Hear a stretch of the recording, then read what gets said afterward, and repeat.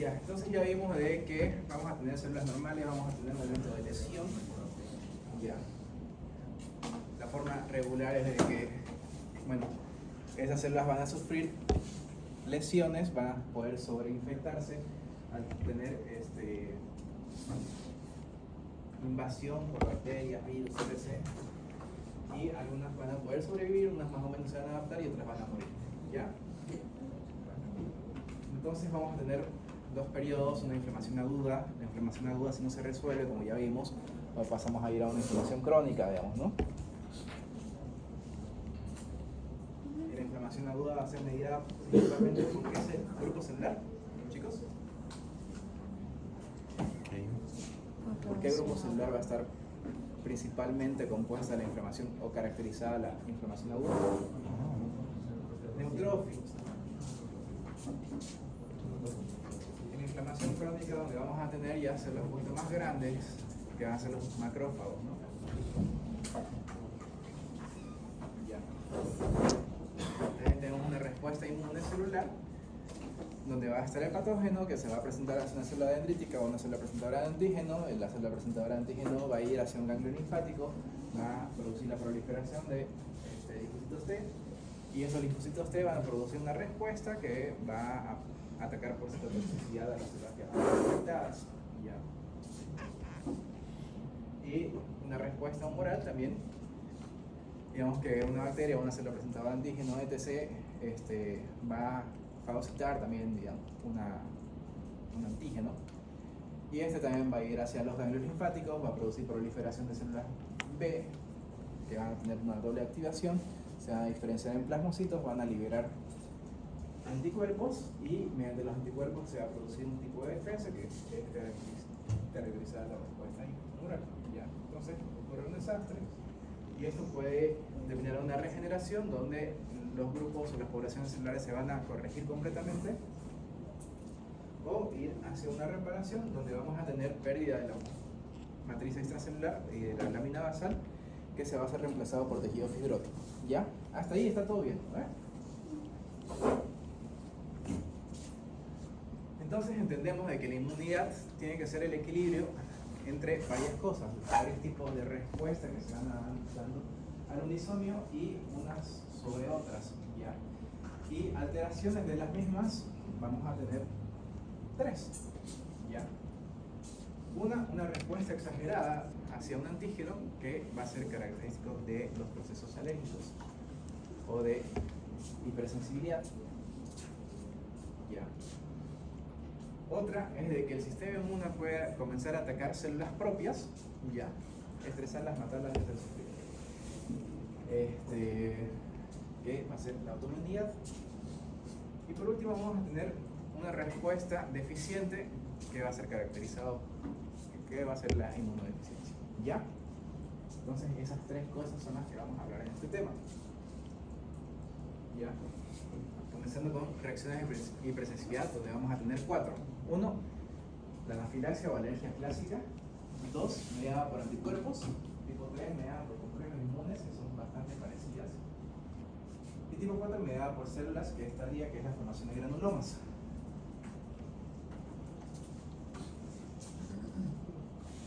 ¿Ya? Entonces las reacciones por tipo alergia o tipo anafilaxia o alergia clásica son las que todos conocemos, sobre todo las personas que son alérgicas a todo, porque soy asmático. ¿Ya? ¿Qué van a hacer de instauración rápida? Digamos, que vamos a tener desde la exposición del alérgeno. ¿Saben qué es alérgeno? ¿Ah? ¿Qué es alérgeno, chicos? Vamos por cosas básicas. ¿Listo? Más fuerte.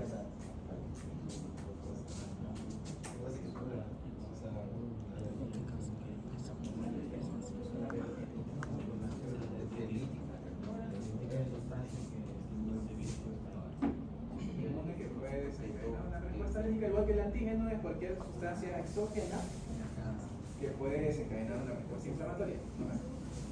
¿Ya? Es casi lo mismo, nada más que alergia. Entonces la respuesta alérgica está mediada por factor químico más importante es la histamina, ¿ya? Y la IgE solamente va a haber una sensibilización previa al antígeno que vamos a producir, que se va a convertir en alérgeno. Entonces, pero en cualquier momento una persona puede desarrollar alergia hacia algún antígeno, ¿ya? Por ejemplo, hay personas que son alérgicas a la penicilina, ¿ya? Pero puede que esa persona haya recibido más de una dosis de penicilina antes de convertirse alérgica. En cualquier momento su cuerpo puede agarrar y decir, bueno, vamos a comenzar a reaccionar contra la penicilina porque es una sustancia mala, ¿ya? Entonces, siempre que ustedes indiquen una administración antibiótica o medicación intravenosa o intramuscular, siempre hagan pruebas de sensibilidad previa a la administración, ¿ya? No importa que el paciente le diga, yo me he puesto penicilina 20 veces, 21 veces le van a hacer pruebas de sensibilidad, ¿ya? La reexposición causa reacción intensa en 2 etapas, puede ser inmediata, tardía, y también tiene reacciones que son locales y sistémicas, ¿ya? Cuando hablamos de que se vuelve sistémico es de que la reacción es demasiado fuerte y las quimiosinas, en vez de estar en el intersticio, pasan a producirse individualmente en el espacio intravascular.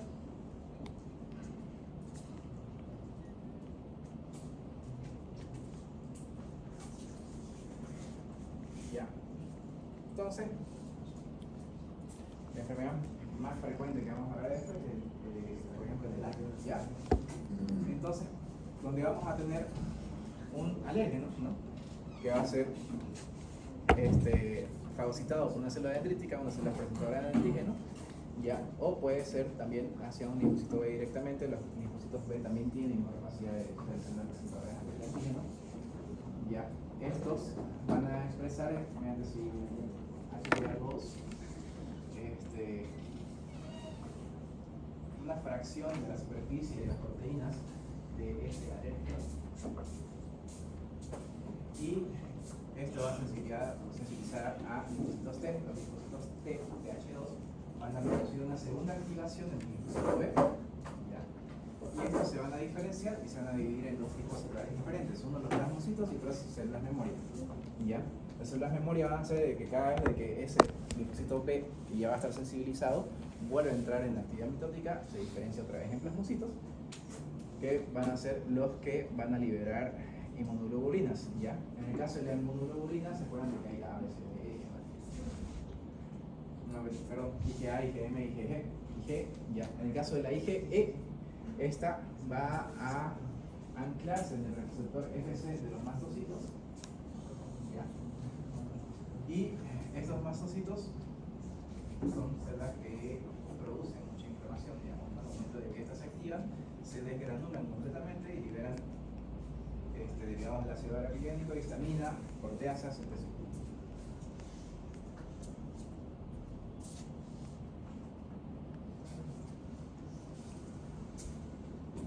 Ya, entonces tienen el mastocito que va a estar sensibilizado, y cuando el alérgeno se acerca hacia el mastocito, lo activa y se desgranula, ¿ya? Entonces produce mediadores inflamatorios que van a ser citoquinas y aminas vasoactivas, ¿ya? Las aminas vasoactivas, como la histamina, van a tener una actividad bastante rápida, ¿ya? Sin embargo, va a haber una reacción tardía que va a ser mediada por el leucotrieno, que va a ser la sustancia de anafilaxia lenta. La histamina va a ser sustancia de anafilaxia rápida, ¿ya?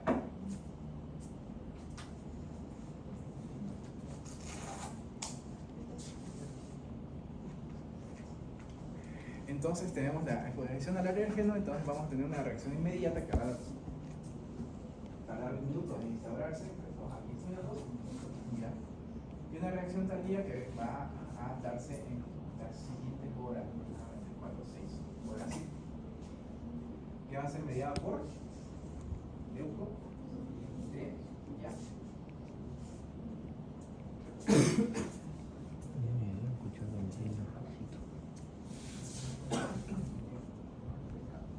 Ya. Entonces, por esto lógico, vamos a tener, por ejemplo, ya este es un paciente asmático crónico, digamos, ¿no? Que ya tiene esta reestructuración del espacio pulmonar, digamos, ¿no? Donde vemos la infiltración de mastocitos, y acá, esto es el famoso, probablemente una metaplasia famosa respiratoria, ya. Y acá tenemos también bastantes infiltrados de eosinófilos, ya.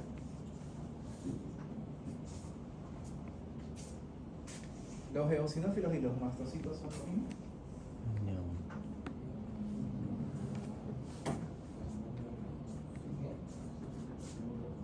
No, son los basófilos, ¿no? Los basófilos son sistémicos y los vasos subendoteliales, como GAL, MALS, van a recibir el nombre de mastocitos.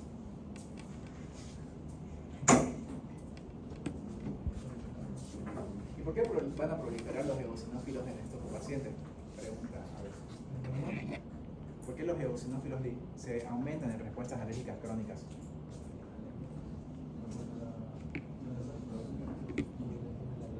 ¿Ah? ¿Qué hacen los eosinófilos generalmente? ¿Cuál es su principal función?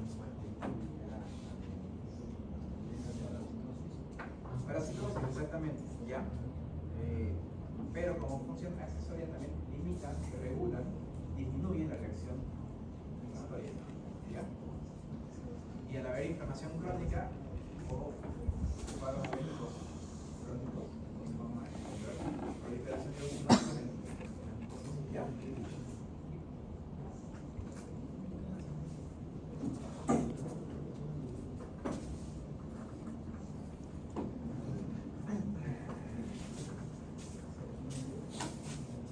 Ya, entonces vamos a tener este mastocito o basófilo, digamos, ¿no?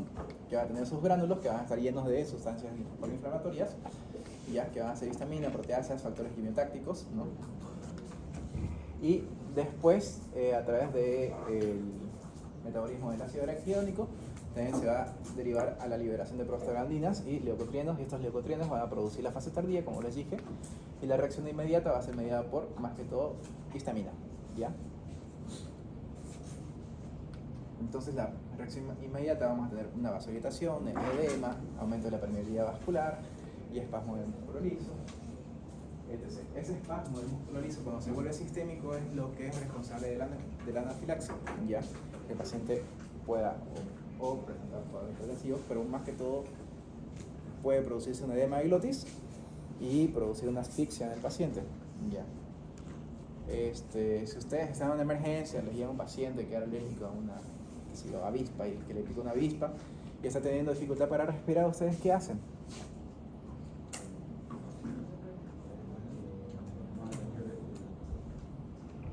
O sea, sale un poco de la materia, pero la verdad es que me interesa más de que tengan el criterio clínico de saber qué hacer en ese caso.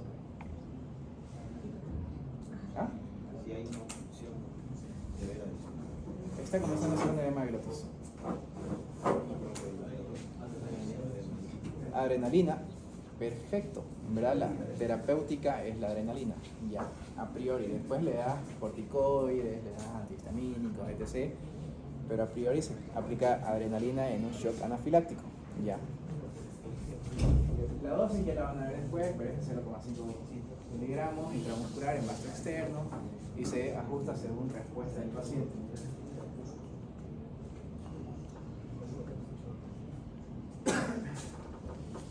Ya, ¿se acuerdan de la netización? Esto es un esquema también de cómo ocurren las trampas extracelulares en neutrófilos, ya, donde llegan a su cromatina y atrapan patógenos, digamos, ¿no? Y bueno, en 2019 se sacó de que estos también son muy responsables sobre los procesos alérgicos sistémicos, debido a que una vez comienzan a activarse, también liberan desgranulación, y eso también produce mayor reacción sistémica inflamatoria, ¿ya?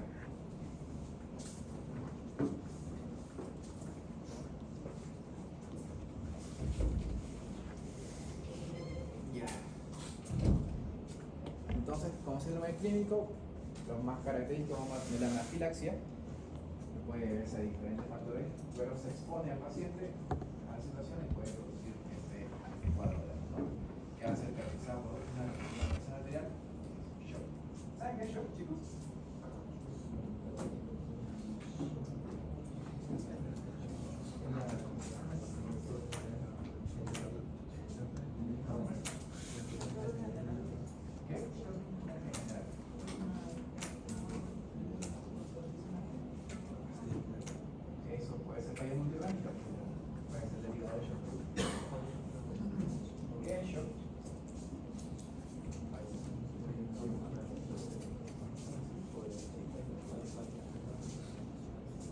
para que nunca se olviden, shock es igual a estado de hipoperfusión tisular, ¿ya? Estado de hipoperfusión tisular, ¿ya? Hay diferentes causas y motivos que pueden llevar hacia un shock, ¿no? Como puede ser falta de sangre, como hipovolémico, distributivo, como en este caso de que el sistema venoso se va a comenzar a dilatar ampliamente y producir bajada de presión auricular, cardiogénico, falla de corazón como bomba, es decir, estado de hipertensión. ¿Ok? No, porque hipoxia es oxígeno. No son derivadas. O sea, si yo agarro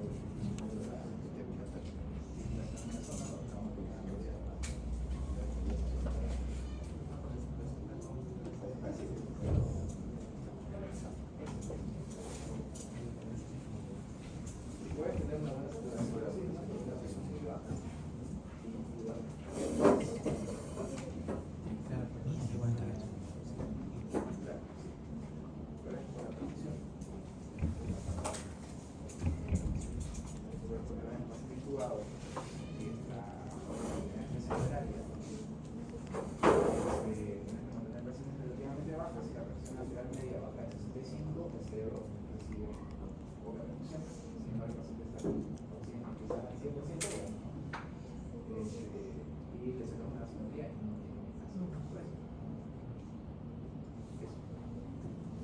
O sea, muy parecido, pero no.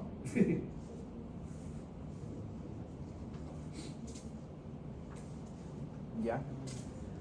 Después asma bronquial, que es un tipo de enfermedad pulmonar obstructiva crónica, que va a ser una obstrucción de la vía respiratoria causada por hiperactividad, que va a tener fase crónica y aguda, digamos, ¿no? La fase aguda es reversible a partir de protagonistas, ¿no? Rinitis alérgica sinusitis, que va a ser el aumento de la secreción de moco. Estos dos están ligados genéticamente, digamos, ¿no? Si alguien tiene que es asmático, el resto también suele tener rinitis alérgica o alergia al alimento, ¿no?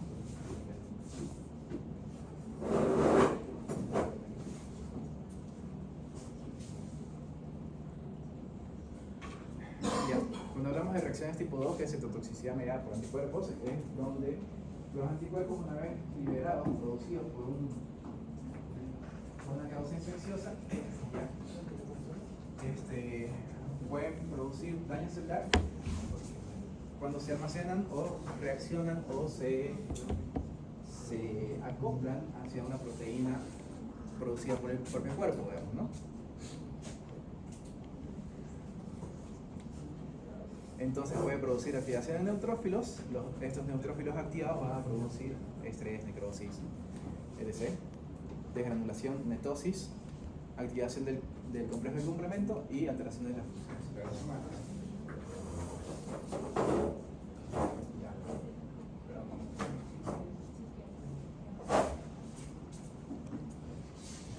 Otro esquema de la netosis. Ya hemos hablado bastante de la netosis.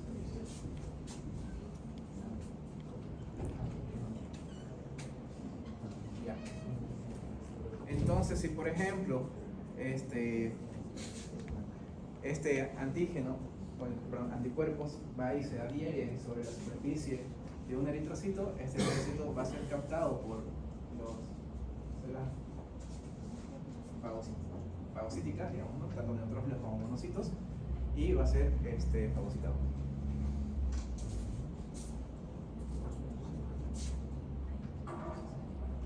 Ya. Acá, por ejemplo, posterior a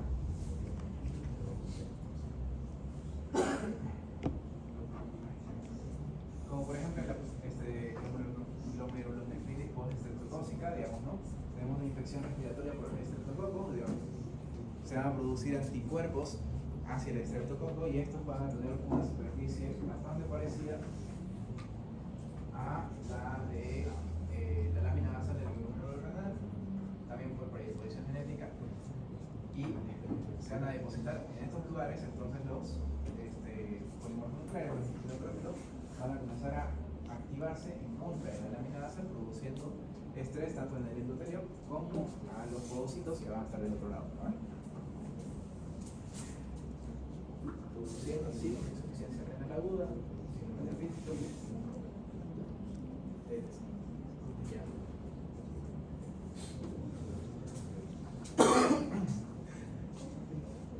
Bueno, diferentes formas en donde formas en que se actúa este tipo de autoinmunidad, no es autoinmunidad, de reacción alérgica, ¿no?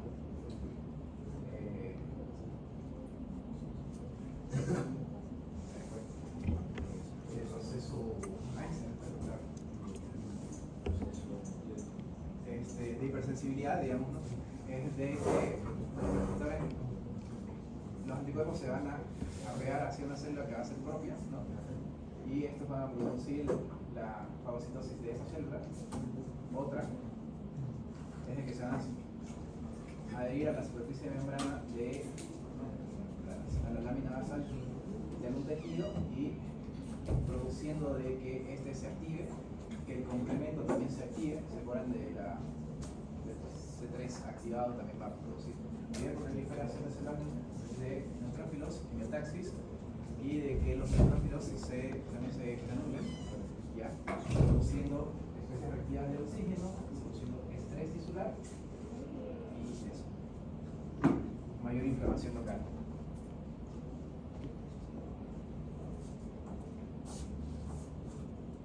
Ya.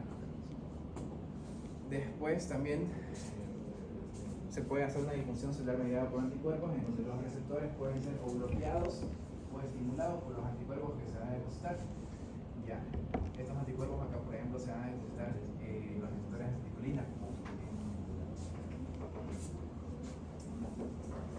Ahí se me fue el nombre.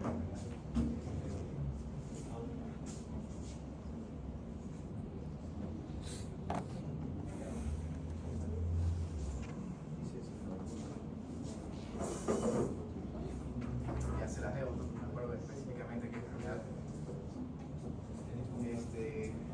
Funciona de esta forma, pues en la placa motora a nivel muscular, ya, donde van a ser inhibidos los receptores de acetilcolina, entonces no se va a dar la contracción muscular debido a que no se produce la estimulación por acetilcolina a sus receptores. Bien, bienvenida gráfica. Ya. Y después también en la enfermedad de Graves, que también es una respuesta autoinmune, vamos a ver de que el receptor para TSH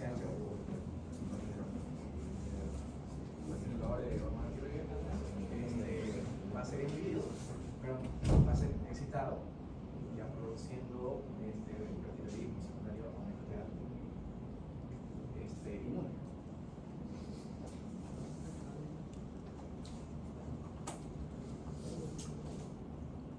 Ya. Entonces, todas estas enfermedades también van a ser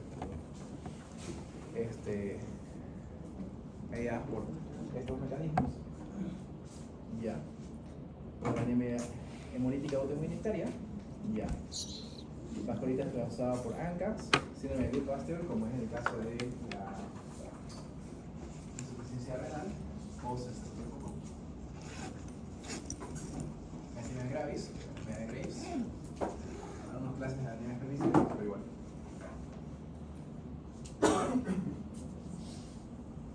Ya. Después, cuando hablamos de complejos inmunes, es que vamos a producir complejos inmunes que van a pasar a la circulación y esto va a activar el complemento. Ya. Y también se van a depositar inmunocomplejos en los tejidos. Se va, al igual que en la tipo 2, producir quimiotaxis y activación de neutrófilos y daño tisular. Ya. Es muy parecido a los otros, nada más de que acá son más pesados. Ya. Entonces vamos a tener anticuerpos libres que van a reaccionar a los antígenos, se van a formar los inmunocomplejos y esto producir lesión tisular.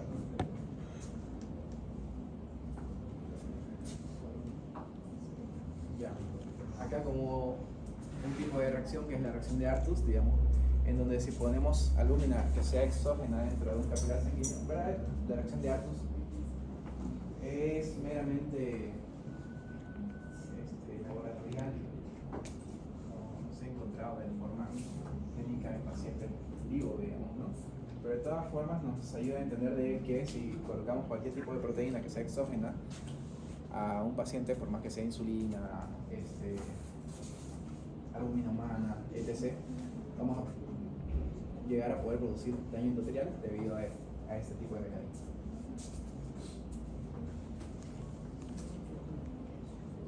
Ya. Entonces, enfermedades que van a ser características de las reacciones de hipersensibilidad tipo 3, vamos a tener lupus eritematoso sistémico, ya que vamos a tener antígenos antinucleares que van a plantarse o quedarse en las láminas basales, puede ser tanto riñón como piel, como pulmones, corazón, más frecuentemente el riñón, ¿ya? Como la nefritis postestreptocócica, arteritis reactiva, enfermedad del suero, que sería algo asociado al síndrome de Kuhn-Pasteur, a la reacción de Artus, que esta de acá es experimental solamente.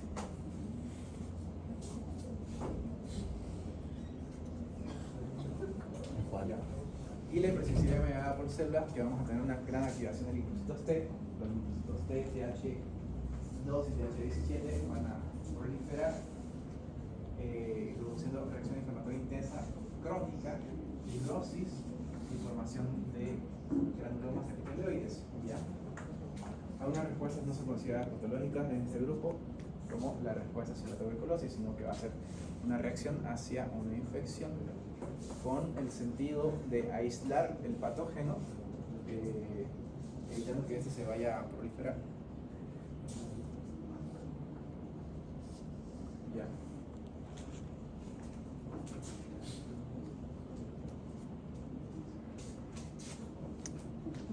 Entonces puede ser mediado por citoquinas como por citólisis por linfocitos T, digamos, ¿no? En donde vamos a tener linfocitos T, en el caso de los CD4 activados, que van a producir lesión tisular atrayendo neutrófilos macrófagos hacia el sitio de lesión.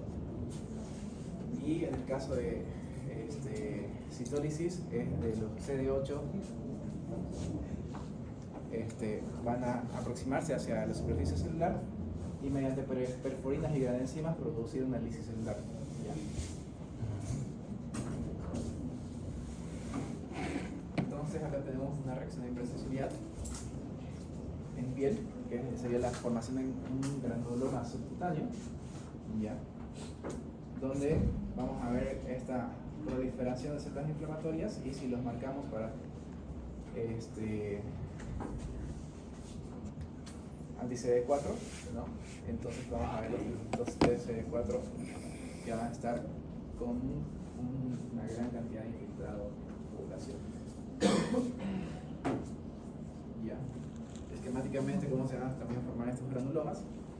Una parte central que frecuentemente puede llegar a volverse necrótica, células epitelioides, ya, células gigantes y linfocitos TCD4 que van a estar alrededor, estimulando o atrayendo a otros macrófagos hacia los sitios de lesión. Ya. Y va a ser clásico de las lesiones por tuberculosis, pero no es exclusivo para tuberculosis. ¿Ya?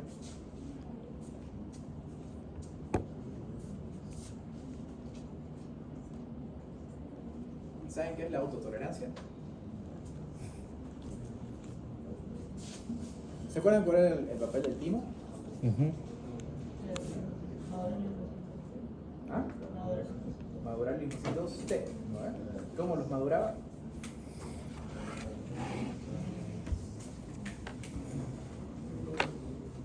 ¿Ah? Los buscaba. Más o menos. ¿Cómo?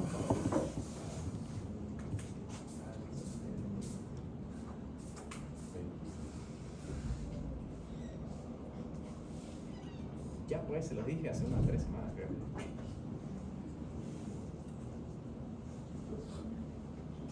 Doctor, ¿cómo funciona el timo? ¿Para qué sirve? Para ser estudiante de medicina tiene que saber cómo funciona cada órgano, digamos. ¿Para qué?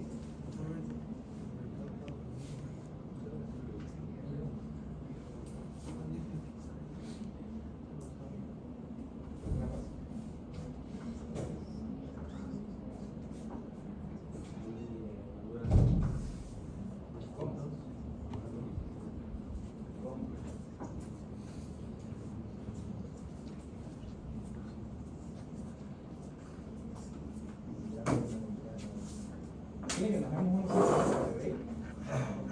Porque los veo ya distraídos. No sé cómo más tarde. Ya, 5 minutos de break.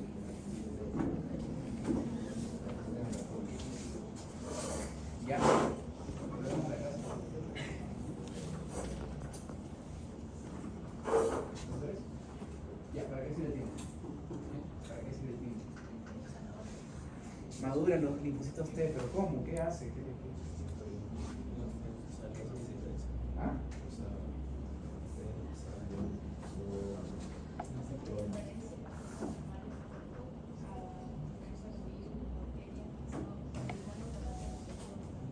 Exactamente, evita de que estos linfocitos T puedan activarse frente a antígenos propios o proteínas propias del cuerpo o moléculas que no puedan ser producidas por el cuerpo. ¿Ya?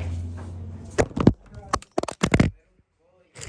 reaccionar contra un tipo de antígeno específico. ¿Ya?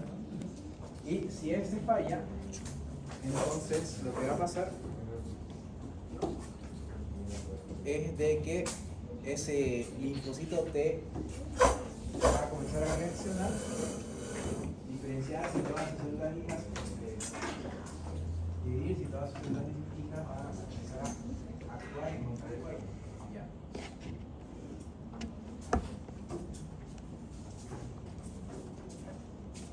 Entonces, por eso es importante que lo tengan. ¿Ya? Entonces, la forma regular en que pasa esto ya es de que vamos a tener virus o proteínas que sean externas, sea por bacterias, etc. Ya. Las células presentadoras de antígenos, en este caso una célula dendrítica, ya va a agarrar, va a digerir esas proteínas o péptidos o pedazos de aminoácidos, ya, y lo va a expresar en su complejo mayorista trial. Ya. Esto de acá le va a pasar información que va a ser hacia el receptor de célula T, del linfocito T, que va a ser reactivado a través del CD80 y del CD28. Estos dos mensajes juntos van a producir que el linfocito T se vuelva activo y comience a tener actividad citotóxica. ¿Ya? Si el CD80 reacciona con este receptor CTLA-4, se va a inhibir, ¿ya? Y se va a convertir en una célula de memoria. Significa que va a ser un T que va a estar activado con un antígeno, pero sin embargo no va a tener actividad.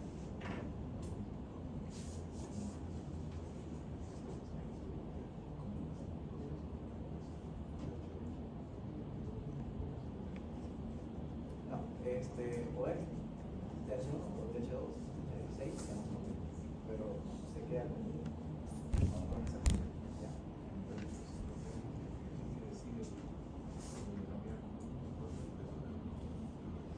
No, en este caso va a ser el CD8, que va a ser tóxico o ya.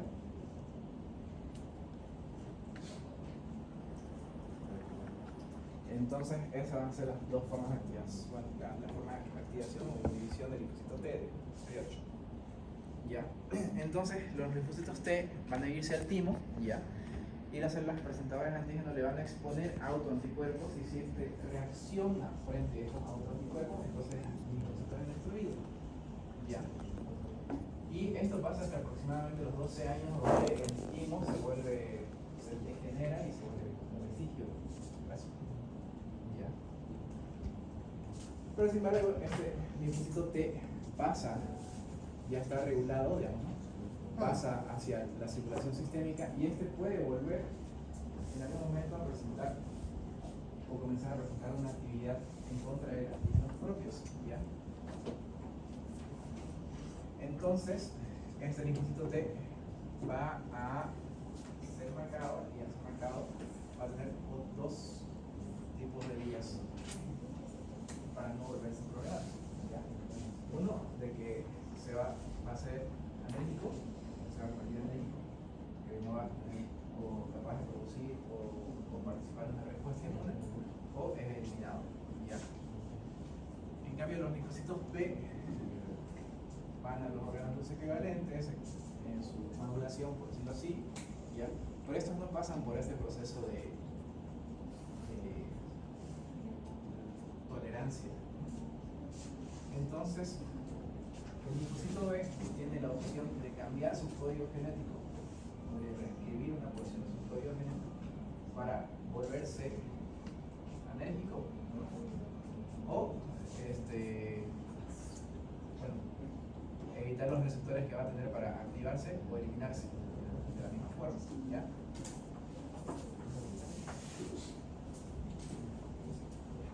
Entonces, cuando estos mecanismos fallan, que es los mecanismos de tolerancia, porque significa que las células inflamatorias del cuerpo van a tolerar las proteínas del cuerpo, ¿ya? Si los mecanismos de autotolerancia fallan, entonces vamos a tener una enfermedad autoinmune, ¿ya? Entonces vamos a tener la autoinmunidad es un proceso multifactorial que puede ser que está mediada por factores inmunológicos, genéticos y microbianos, ¿ya? Hay infecciones microbianas que pueden desencadenar enfermedades autoinmunes. ¿Ya? Entonces primero vamos a tener una predisposición genética, ¿ya? Esto puede producir o predisponer hacia un fracaso de la autotolerancia, producir linfocitos autorreactivos que van a producir miotaxis, liberación de estrés de oxígeno y estrés celular, produciendo una enfermedad autoinmune. ¿Ya? De la misma forma, vamos a tener también casos de infecciones por patógenos que van a pasar al tejido y al momento de que el linfocito T es activado, puede, por mecanismo de mimetismo molecular, de que la superficie de esa bacteria o de ese virus, sus activos sean parecidos a los que produce el mismo cuerpo, entonces este linfocito T va a estar activado hacia tejidos propios. Porque el péptido que le presenta la célula presentadora de antígeno va a ser muy parecido a la que va a estar en la superficie celular. Y por eso se llama mimetismo celular o mimetismo molecular. Ya. Enfermedades autoinmunes, vamos a tener la artritis reumatoidea. Ustedes han visto que, por ejemplo, el chikungunya produce enfermedades artríticas. ¿Por qué creen? ¿Lo han estudiado? ¿Lo han investigado? ¿Ah?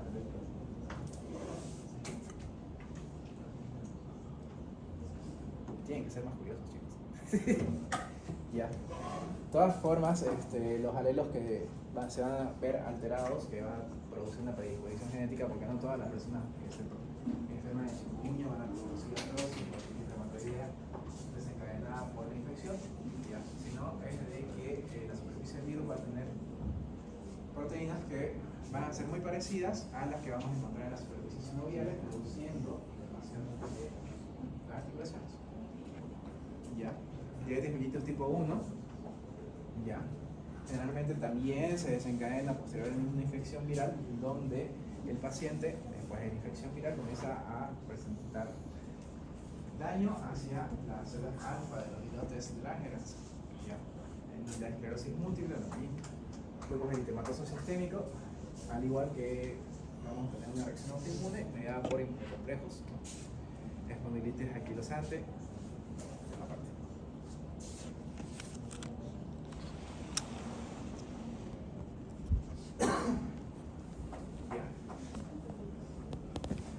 Entonces, lo que ya vimos, que los estimuladores de las células presentadoras de antígeno, que la célula presentadora de antígeno va a presentarle el antígeno al inducto T, lo va a activar, y acá vamos a tener de que el tejido propio va a presentar proteínas similares y va a producir reacción. Ya.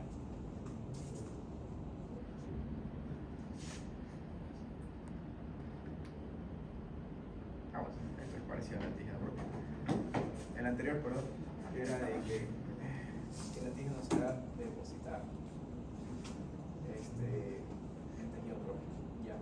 Y estos que van a ser parecidos a moléculas que tienen el tejido propio, y otros los linfocitos B que van a producir anticuerpos con reactividad cruzada que van a tener receptores tipo inmunidad tipo 2, generando lesiones en tejido propio. ¿Ya?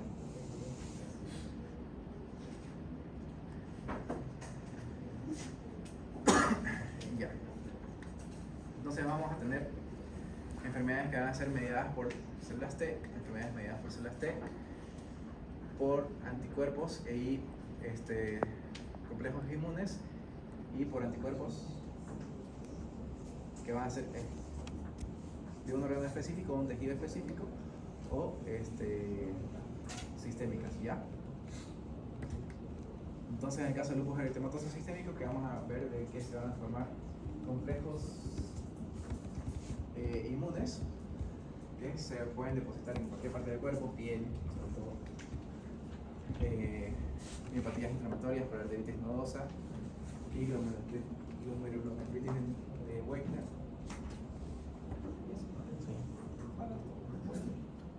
Ya. En el caso del lupus eritematoso sistémico, va a ser una enfermedad que en verdad ha sido, gracias a esta enfermedad podemos comprender la inmunidad. Ya. Una enfermedad autoinmune que afecta a múltiples órganos se caracteriza por la producción de una amplia gama de autoanticuerpos que van a ser generalmente antinucleares el daño tisular es causado por el depósito de ya.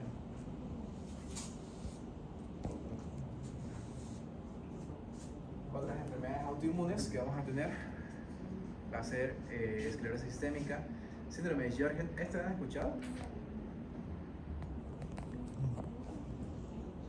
Ah, sí. ¿Cuál es el síndrome de Sjögren? De la boca seca y. Mucosas secas, ¿no? Boca seca, ¿no? Ya, donde en cabeza y cuello las glándulas que vamos a tener tanto lacrimales, salivales, van a ser atacadas por complejos inmunes, disminuyendo su actividad. Entonces vamos a tener que los pacientes no van a poder producir lágrimas, teniendo ojos secos y mucosas secas que se van a producir lesiones por ulceración o por la sequedad, ¿no? Sí. Miositis autoinmune y artritis reumatoide.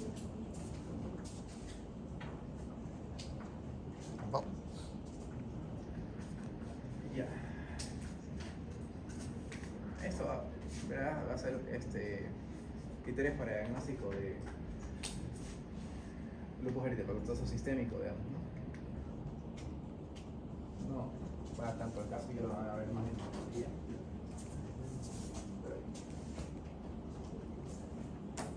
Ya. Acá vamos a ver, por ejemplo, en lesiones de IgG, en lesiones que van a ser polimórficas, que se van a sacar una biopsia, por ejemplo, en este caso de piel, bueno, de mucosa de boca aparece esto, en donde vamos a ver que en el lupus eritematoso sistémico, en la biopsia vamos a tener que se va a acumular una gran cantidad de IgG formando inmunocomplejos hacia el epitelio, produciendo esas lesiones discoides clásicas.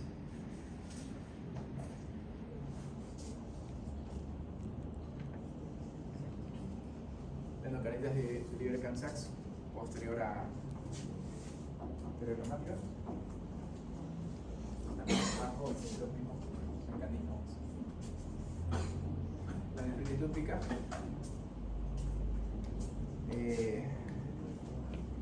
que bueno, también vamos a tener los complejos que se van a depositar hacia la luz de la nefrona. Vamos a tener infiltrados y formación de granulomas y muchos infiltrados celulares inflamatorios a nivel de los glomérulos renales.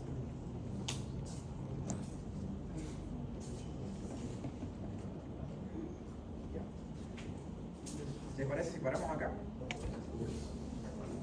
Ya, nos vemos la siguiente semana.